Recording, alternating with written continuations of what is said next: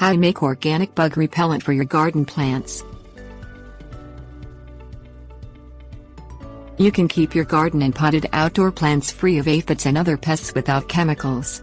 It's simple to make your own organic bug spray with things you probably already have in your kitchen. Things you will need: